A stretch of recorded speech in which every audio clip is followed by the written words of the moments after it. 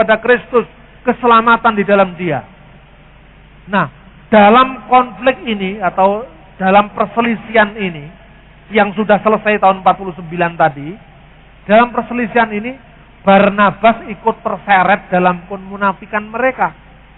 Padahal Barnabas itu keturunan Yahudi, kelahiran Iskandaria, kelahiran Mesir, Yahudi diaspora. Dia ini saudaranya Markus, pamannya Markus, si penulis Injil. Barnabas ikut terseret dalam kemunafikan mereka. Hanya itu. Setelah itu clear. Setelah itu tidak ada masalah lagi. Setelah itu selesai. Tapi tiba-tiba muncul publikasi baru pada abad 16. Judulnya Injil Barnabas. Memanfaatkan teks kitab suci ini untuk mencari pembenaran. Apa katanya? Sejak semula Paulus sudah konflik dengan Barnabas. Karena ini menurut Injil Barnabas ini, Paulus itu memalsukan ajaran Yesus. Paulus itu orang yang bertanggung jawab dengan ajaran Tritunggal, ajaran ketuhanan Yesus, ajaran dosa waris, ajaran penebusan. Ini semua karangan Paulus, bukan ajaran Yesus. Karena itu Barnabas mengumpulkan Injil-Injil yang lain yang kemudian dikenal dengan Injil Barnabas. Ini kisah yang sekarang beredar. Aslinya tidak seperti itu. Anda sudah saya kasih penjelasan latar belakang bahwa konflik antara Paulus dan Petrus yang menyeret Barnabas dalam kemunafikan mereka, itu hanya masalah-masalah makanan, minuman, cara berpakaian, Yahudi dan bukan Yahudi. Tidak ada kaitan dengan ketuhanan Yesus. Tidak ada kaitan dengan doktrin Allah itu Bapa, Putra, dan Roh Kudus. Tapi publikasi yang namanya Injil Barnabas, kalau Anda pergi ke toko buku Gunung Agung ini ada Injil Barnabas.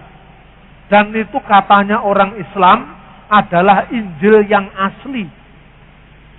Karena Injil itu ditulis oleh Barnabas. Kenyataannya Injil itu bukan tulisan Barnabas. Bahkan ini dongeng burungnya begini. Kabar burung.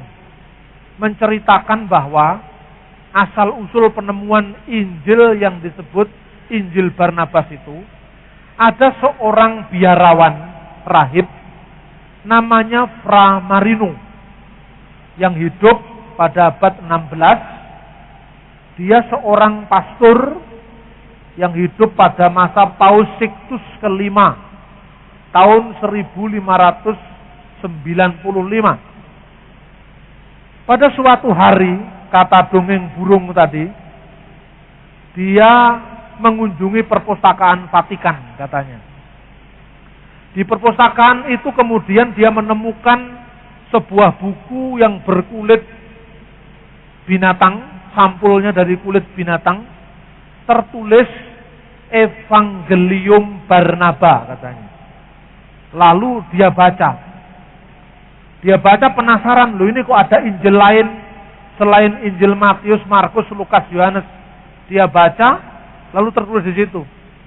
Begitu dia baca ada ayat yang mengatakan, tatkala Adam dan Hawa diusir dari surga, Adam menyesal, Hawa juga menyesal. Lalu berdoa kepada Allah, menengadahkan tangan keduanya ke langit. Lalu di langit itu ada tulisan cahaya yang ditulis dengan jari Allah, berbunyi, Ashhadu alla ilaha illallah wa ashhadu anna Muhammadar Rasulullah. Sesungguhnya saya bersaksi bahwa tidak ada ilah selain Allah, dan saya bersaksi bahwa Muhammad adalah utusan Allah. Sekaligus spontan dia langsung masuk Islam. Tetapi Injil itu dicurinya, dimasukkan ke dalam sang mantel bajunya, lalu keluar, dan mulailah dipublikasikan Injil Barnabas yang baru ditemukan dalam tanda kutip tadi ke seluruh dunia. Pada tahun 1907, seorang intelektual Kristen dari Inggris, dari London, namanya adalah Mr. Lonslet dan istrinya Laura Ruck, menerjemahkan Injil ini dari bahasa Itali, Injil palsu ini dalam bahasa Itali ke dalam bahasa Inggris dengan judul The Gospel of Barnabas. Sebanyak 80 halaman menceritakan kepalsuan Injil ini dari bukti-bukti sejarah yang ada. Pada tahun 1908,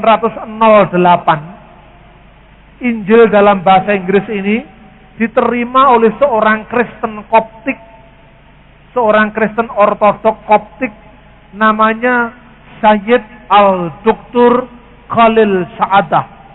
Ini orang Kristen ini. Khalil Sa'adah ini orang Kristen. Kalau Khalil tangga saya tukang sate.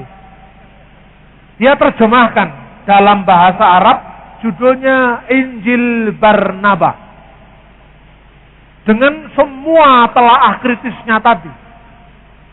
Kemudian tahun 1969, ketika Profesor Dr. Ahmad Salabi dari Universitas Al-Azhar menjadi dosen tamu di IAIN Sunan Kalijaga Jogja, dia mulai memperkenalkan Injil palsu ini, seraya mengatakan Injil ini dapat digunakan sebagai alat dakwah kepada orang Kristen.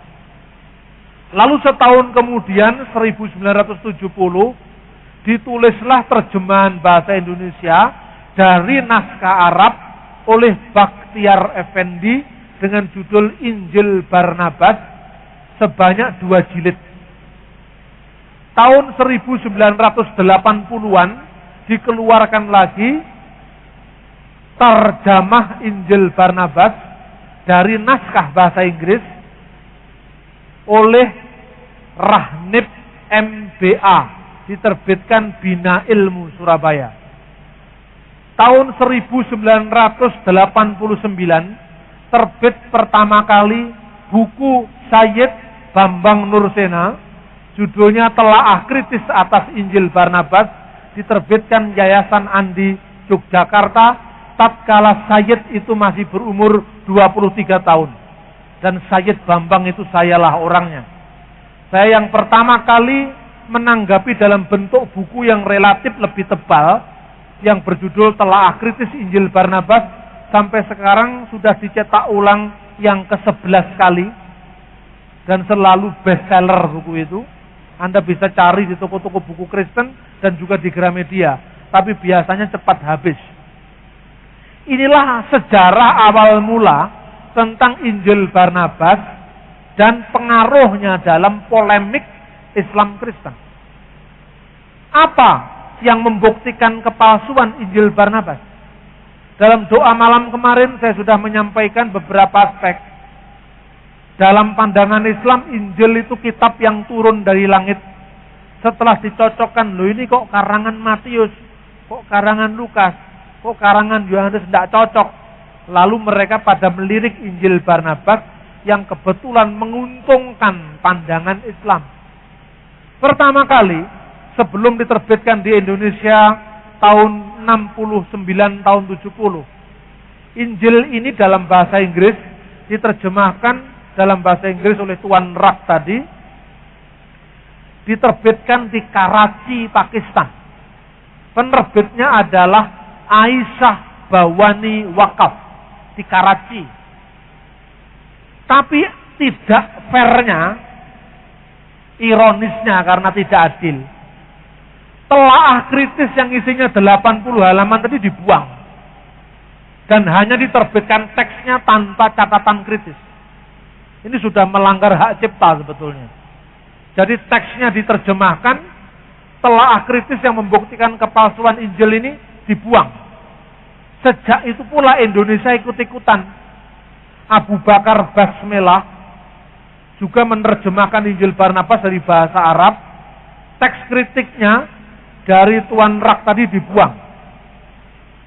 Selama saya 2 tahun lebih berada di Kairo dalam rangka studi tentang hiwar al-adyan, dialog antar agama, saya meneliti kembali Injil palsu ini di Maktabah Anba Dominikan Kairo. Di sanalah saya menemukan teks asli Injil ini. Ternyata teks asli Injil ini bukan bahasa Ibrani, bukan bahasa Aram, bukan bahasa Yunani. 3 bahasa ini plus bahasa Latin, lingkungan kecil dipakai, adalah bahasa yang hidup di Israel pada zaman Yesus. Tetapi teks asli Injil ini ditulis dalam bahasa Itali. Sedangkan bahasa Itali itu adalah perkembangan dari dialek Latin yang baru ada abad ke-13 Masehi, abad 11 Masehi. Jadi pada zaman Yesus bahasa Itali itu belum ada. Tapi kok Injilnya ditulis dalam bahasa Itali?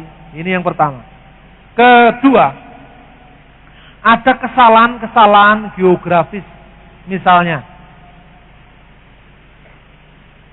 pada pasal pertama Injil palsu ini ditulis kata-kata demikian.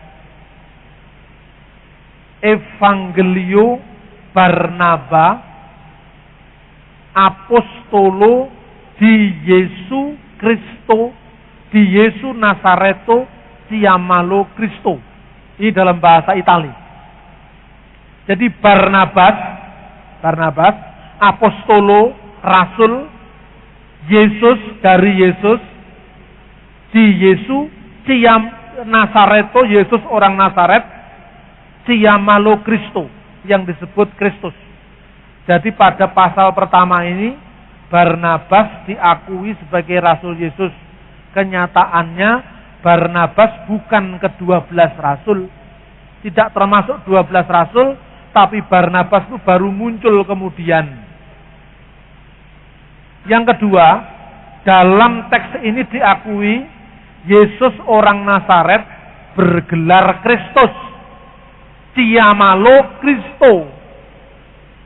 Pada pasal 96 Injil palsu ini ditulis, Yesus berkata, "Demi Allah yang jiwaku ada dalam genggaman tangannya, sesungguhnya aku bukan Mesias. Mesias akan datang sesudahku, namanya terpuji," katanya. Lah terpuji itu bahasa Arabnya Ahmad atau Mahmud, seakar dengan kata Muhammad. Jadi Mesias yang akan datang ini namanya Muhammad.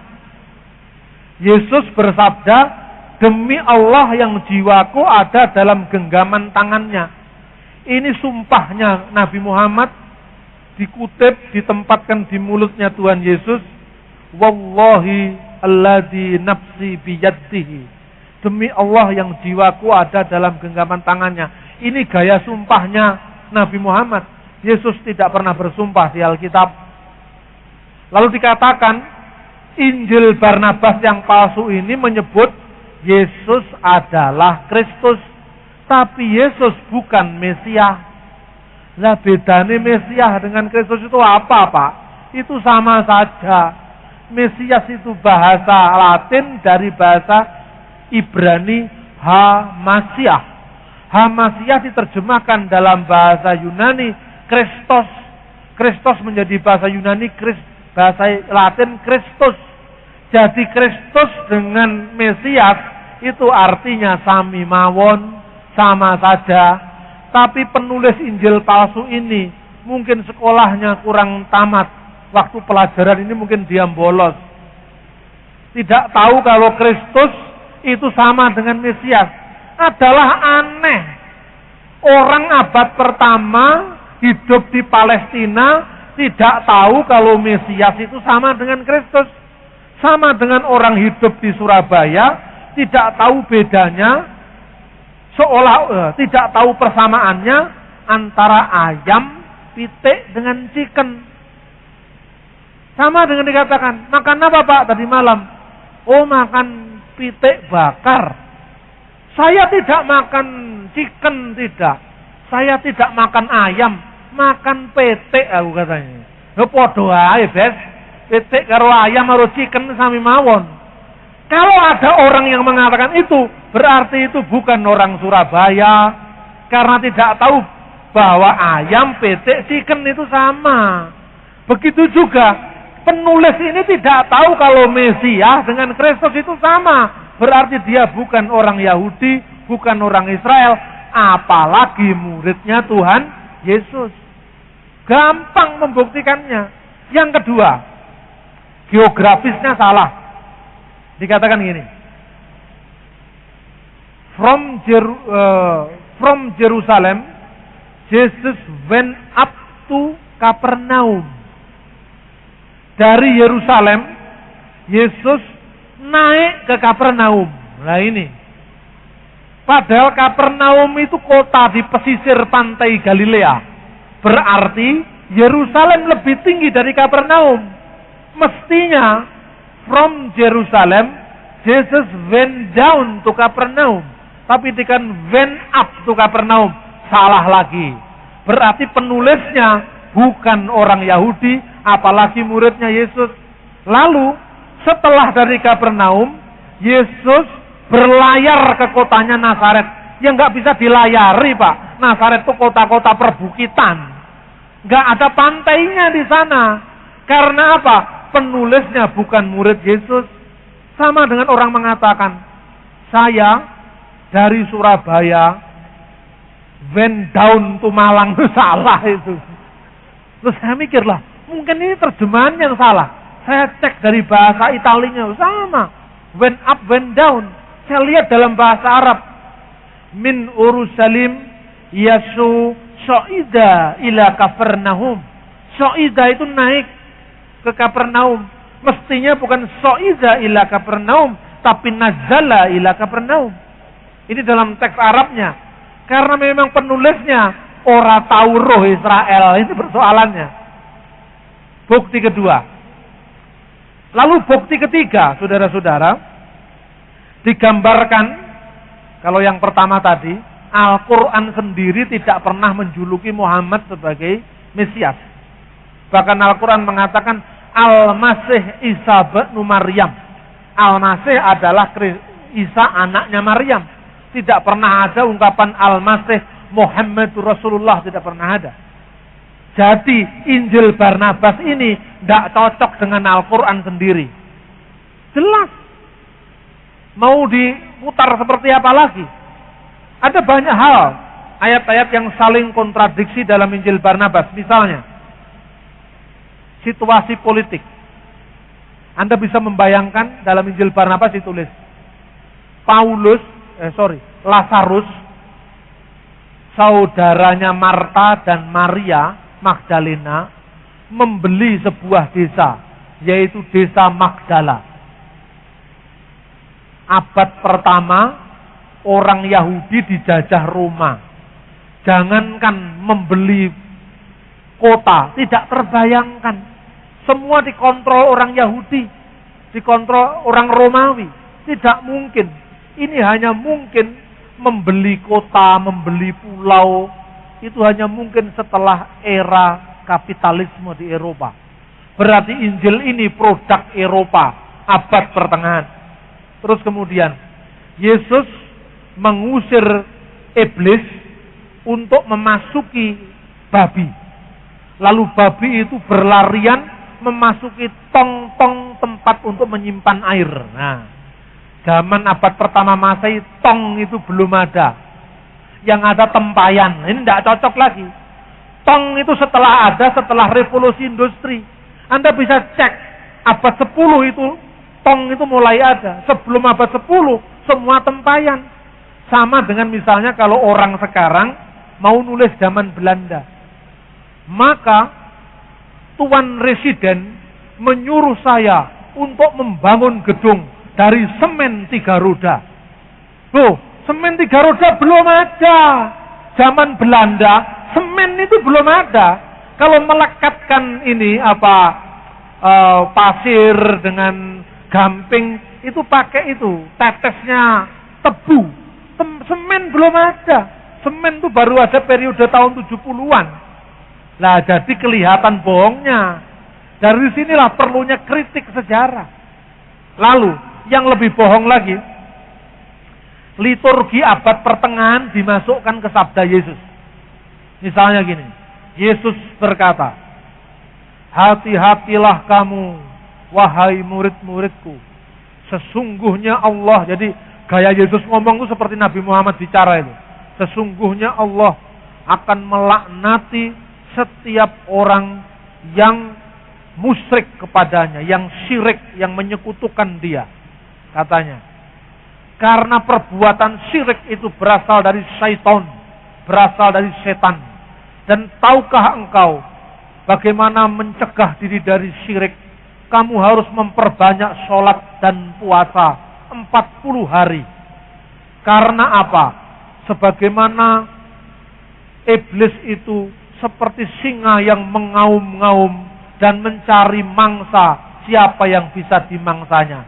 Ini ucapan Petrus ditempatkan ke mulut Yesus. Kenapa? Karena pada abad pertengahan di Breviarium Katolik Roma itu dimasukkan ucapan Petrus ini untuk doa pagi. Jadi doa paginya dimasukkan ucapan ini. Berarti si penulis Injil Barnabas itu hidup pada saat doa pagi ditambahi iblis yang mengaum-ngaum seperti singa tadi. Jelas asalnya dari Roma, bukan dari Palestina. Terminus perquem, masa paling awal ditulisnya Injil Barnabas, ini kira-kira tahun 1300 Masehi. Mengapa? Pertama, karena dalam Injil Barnabas ditentukan bahwa tahun Yobel, di Alkitab tahun Yobel itu 50 tahun sekali. Itu diperingati 100 tahun sekali. Loh, kok 100? Karena Paus dulu itu tukang mengubah-ubah. Dia mengatakan bahwa Paus Bonavisius ke-8 yang memerintah tahun 1300 Masehi memerintahkan agar tahun Yobel yang waktu itu menurut Alkitab diperingati 50 tahun menjadi 100 tahun. Paus berikutnya lagi mengubah 50 tahun balik ke kitab suci. Paus berikutnya lagi kesuwen 50 tahun. 25 tahun saja, 25 tahun. Kemudian abad ke-16, Paus Sixtus terpilih jadi paus. Terpilihnya dia itu juga tidak lepas dari intrik-intrik politik. Nah, ketika dia menang, dia mau syukuran. Nah, pada saat itu dia merayakan tahun Yobel bukan karena sudah jatuh saatnya, tapi untuk syukuran karena terpilih jadi paus. Nah, 100, 50, 25, kembali 50, lalu nggak sabar belum saatnya syukuran dengan tahun Yobel. Ini apa? Membuktikan bahwa penulis buku ini hidup pada masa Paus Sixtus kelima tahun 1595. Siapa penulisnya? Penulisnya ya Fra Marino yang tadi ngomong, nyolong Injil dari perpustakaan Paus tadi. Yang ngomong itu ya yang nulis. Persoalannya, jangan langsung kalau ada fakta seperti ini Anda menyalahkan saudara kita, umat Islam. Karena tidak semua umat Islam mengakui Injil Barnabas, tidak semua. Gus Dur tidak percaya dengan Injil Barnabas itu. Kurang kerjaan apa percaya dengan buku kayak gitu. Profesor Dr. Kiai Haji Hasbullah Bakri mengatakan begini. Seandainya Injil itu memang asli, bahasanya pasti bukan Itali. Bahasanya pasti Ibrani atau Yunani atau Arab. Karena bahasa Itali belum ada pada zaman Yesus. Lalu dia mengatakan kemungkinan Injil ini ditulis pada akhir abad ke-15. Itu Pak Hasbullah Bakri. Banyak tokoh-tokoh Islam yang tidak mau terima Injil Barnabas ini sebagai publikasi palsu. Tapi kalau Anda pergi ke Masjid Al-Falah, pasti Abdullah Wasian percaya itu. Karena memang Pak Abdullah Wasian minta maaf, agak kurang cerdas dalam soal sejarah ini. Ini penting sekali dalam hal apa? Tidak mungkin muridnya Yesus menulis tidak ngerti geografisnya Israel, salah dalam terminologi, salah dalam tahun Yobel. Bagaimana mungkin dia orang Yahudi kok tidak tahu tradisinya sendiri. Nah ini saudara-saudara. Bahkan sejarahnya pada saat itu, ini penting dicatat pada saat itu, Gereja Katolik itu mengabarkan Injil dengan kekerasan. Memiliki program yang namanya inkuisisi. Pada saat itu Spanyol, itu sejak dinasti Umayyah yang berpusat di Damaskus, itu sudah melebarkan sayapnya ke Andalusia. Makanya kalau Anda baca buku-buku Muslim itu, kejayaan Islam di Andalusia. Andalusia itu Spanyol sekarang ini.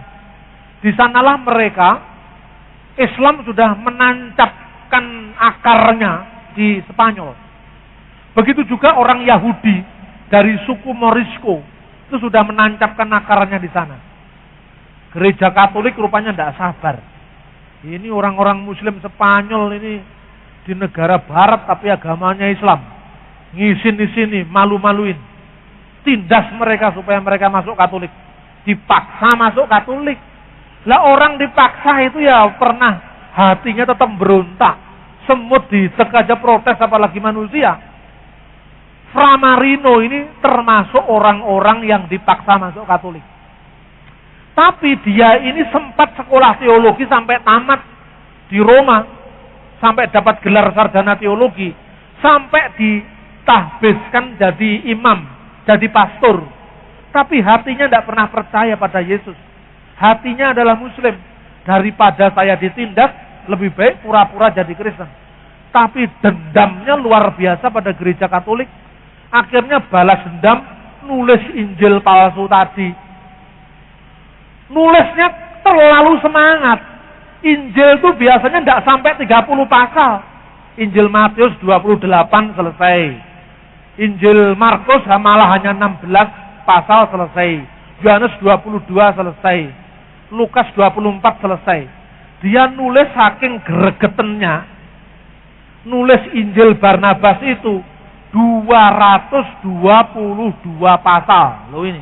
Kalau bukan orang gregeten tidak mungkin nulis setebel itu. Setelah itu masih kurang pekerjaan lagi dia karena orang dendam tadi. Dia nulis terjemahannya dalam bahasa Spanyol. Ditulisnya Injil dalam Barnabas yang dia yang bikin, dia yang terjemahkan sendiri. Ditulis dalam bahasa Spanyol, judulnya Evangelium Barnabe. Dalam bahasa Spanyol itu ditulisnya itu teksnya sebagian ada kutipan-kutipan Arab. Ada teks Arab di bawah kata Dios ditulis Allah gitu. Dan ketika diteliti oleh seorang sarjana dari Mesir, namanya adalah Jos Hanawati. Dia orang Abuna dari Mesir, menulis ini juga Khalil Sa'adah, sarjana Koptik. Ditulisnya itu, ini bahasa Arabnya kok kelihatannya bukan orang Arab ini. Subhanallah, ditulis Allahu Subhan. Nah ini. Ini kelihatan ke orang mana ini? Yang nulis kok bahasa Arabnya kualik ini. Seperti bahasa Indonesia. Kalau Anda ngomong orang Jawa, bahasanya mesti mengatakan, Pak, permisi Pak, saya tanya, iya, ini buku siapa? Oh itu buku saya, kalau di Jawa kan gitu. Bukuku iku rek kan gitu kan. Kata sandangnya itu setelah kata benda. Tapi kalau Anda ke Ambon, jawabannya pasti lain. Bung, ini buku siapa? Ah itu beta punya itu, gitu. Jadi itu saya punya buku, itu saya punya istri, itu saya punya gereja, itu saya punya Allah, Allah pun dia punya. Ya, itu orang Ambon. Jadi kelihatan bahasa Indonesia, ini bahasa Indonesianya orang Jawa, ini bahasa Indonesianya orang Riau, ini bahasanya Indonesia orang Tionghoa, ini bahasanya orang Ambon. Tahu? Begitu juga bahasa Arabnya kok malik-malik gini. Setelah diteliti bahasa Arabnya orang Spanyol. 1, 2. Seringkali dia menulis huruf Itali itu dengan 2 S. Cristo dengan 2 S. Mestinya 1 S. Itu kebiasaan orang Spanyol juga. para ahli menentukan bahwa penerjemahnya dan penulisnya orang yang sama, yang adalah Fra Marino yang memakai nama samaran Mustafa de Arande. Inilah kepalsuan Injil Barnabas. Sampai hari ini Injil Barnabas diterbitkan kalau tidak salah 4 penerbit di Indonesia. Dulu awal-awal saya menulis Injil itu, setiap hari senang sekali saya. Buku saya dimuat di Gramedia, di Sariagung. Suatu saat saya lihat buku saya masuk di Gunung Agung. Bukunya Haji Mas Agung itu. Toko bukunya Haji Mas Agung, seorang Tionghoa yang kemudian masuk Islam. Saya lihat, wah ini buku saya. Telah akhir Injil Barnabas, warnanya hijau, tulisannya seperti kaligrafi Arab. Ditaruh di buku-buku Muslim. Senang sekali saya. Jadi selesai baca Injil Barnabas, baca bantahannya. Kira-kira seminggu kemudian Injil itu sudah hilang lagi. Seorang senior saya dari Jerman, Profesor Olaf Suman, dia berkata, saya juga lihat buku itu di Gunung Agung, Jakarta. Tapi ketika saya lihat seminggu kemudian sudah ditarik dari peredaran, saya tanya, mana buku yang berjudul Telah Akhir Injil Barnabas? Oh enggak Pak, kita enggak pernah jual, enggak pernah ada buku itu. Jadi ini buku ini, oh enggak pernah ada Pak, kita enggak pernah tahu. Jadi kadang-kadang tidak fair. Kalau tulisan cenguan temi Kristen beredar di mana-mana, ini bantahnya idelek nih itu. Kemarin malam saya ke toko buku ini, Gunung Agung, diantar sama Cak Lukas ini. Saya panggil Cak saja kan orang Surabaya. Saya jalan sendiri ke sana. Kemudian saya lihat buku-buku banyak sekali. Injil Didake. Didake itu bukan Injil. Didake itu buku katekisasi abad pertama. Tanya jawab iman Kristen, tata cara pembaptisan, tata cara perjamuan kudus. Itu bukan Injil. Di gereja Purba semua orang tahu tulisan yang namanya buku Didake. Tapi di itu kitab Injil Didake, yang penemuan dari Yerusalem yang membuktikan Yesus Kristus telah meramalkan kedatangan Nabi Muhammad Sallallahu Alaihi Wasallam. Nah ini. Jadi orang Kristen tidak tahu Didake itu apa. Pertama lihat loh, bingung dia. Ada lagi tulisan saya yang dikutip oleh Hasim Muhammad. Judul bukunya Kristologi Qurani, Telaah Kontekstual Ajaran Kristen dalam Al-Quran. Buku ini positif sekali, menyambut pikiran-pikiran saya. Bahkan buku ini mengakui, diberi kata pengantar oleh Profesor Dr. Amin Syukur, Dekan Fakultas Usuluddin IAIN Wali Songo, Semarang. Buku ini mengakui bahwa konsep Kristen tentang Allah, Bapa, Putra, dan Roh Kudus sesungguhnya sesuai dengan konsep keesaan Allah. Itu ada di sampul belakang. Nah, buku ini muncul di polemik-polemik, tapi ditaruh paling bawah sampai tidak kelihatan orang. Saya lihat-lihat ini buku saya mana ini? Padahal itu buku Islam kan. Yang nulis orang Islam hanya banyak mengutip tulisan saya dan paham bahwa Kristen tidak menyembah 3 Tuhan. Alhamdulillah, lewat tulisan-tulisan saya, ceramah-ceramah saya, mereka mau ngerti anak Allah itu tidak berarti Tuhan beranak. Disebut di situ. Setelah saya lihat-lihat, mana buku saya tidak ada. Oh ternyata nyelempit di belakang itu tidak bisa dilihat. Itu di situ semua. Saya pura-pura baca. Saya ambil 4 buku, saya taruh di paling atas biar dibaca ini. Yang lain saya taruh di, tidak apa-apa itu. Karena nomornya itu di atas, tapi kenapa pindah ke belakang? Mungkin pemilik toko atau mungkin orang lain. Buku ini ketoke kok nggak ngewangi Islam ini, malah kok bener nih Kristen, kayak ngisor aja gitu. Jadi sekarang ini era dialog, sudah era terbuka. Sudah tahu kalau Injil Barnabas itu palsu, tetap aja diterbitkan. Ini kan jengkel juga, tapi ya sudahlah. Kata orang Islam katanya innallaha ma'as-sabirin. Tuhan beserta orang yang sabar. Kita harus sabar. Tapi saya semakin tahu bahwa intelektual kita, tulisan kita, ceramah kita, sekalipun jelas, tapi kalau Roh Kudus tidak menggerakkan orang itu, dia sulit. Ini menyadarkan kita bahwa sebagus apapun pelayanan kita, kita tidak bisa mengubah orang jadi Kristen. Tidak. Pernah di satu desa dipersalahkan seorang anggota jemaat GPIB yang dulu saya pernah melayani di sana menjadi Kristen. Dipersoalkan di kantor desa. Kok KTP-nya pindah Kristen? Kemudian dipersoalkan. Ini Kristen